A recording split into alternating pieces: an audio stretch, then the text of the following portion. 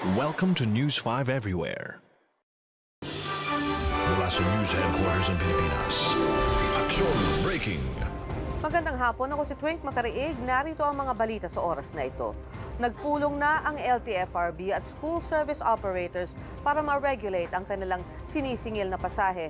Ang ilang operator humirit na sana ay kani-kanilang asosasyon ang magtakda ng singil. Depende kasi raw ito sa layo ng lugar, lagay ng traffic at gate pass sa mga subdivision.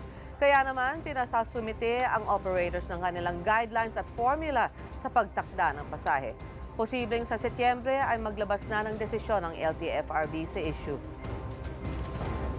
Gaganapan naman ni Naomi Watts ang papel bilang Princess of Wales sa pelikulang Diana. Ipinakita sa isang trailer ang ilang eksena ng pelikula na iikot sa huling 2 taon sa buhay ni Princess Diana. Kasama na dito ang charity work ni Diana sa Africa, ang kanyang relasyon sa heart surgeon na si Dr. Hasnat Khan, at maging ang pag-iwas niya sa mga paparazzi na sinasabing dahilan ng kanyang biglang pagkamatay noong 1997. Ilalabas sa Britanya ang pelikula sa Setyembre. Narito naman ang headlines ngayong Huwebes.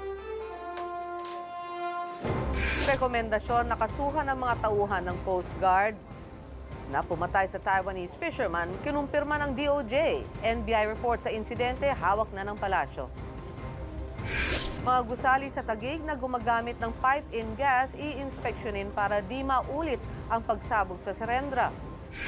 School service operators humihirit sa LTFRB na mga grupo na lang nila ang magdesisyon kung magkano ang sisingilin na pasahe. Pagpasa ng mga gastusin at kontribusyon sa mga kumandidato sa eleksyon hanggang mamaya na lang.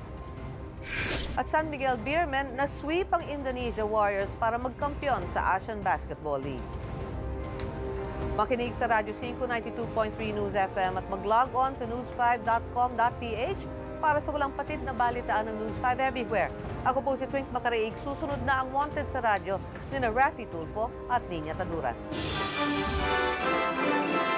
Higit sa balita, aksyon! Be sure to come back. News 5 Everywhere. Copyright 2013.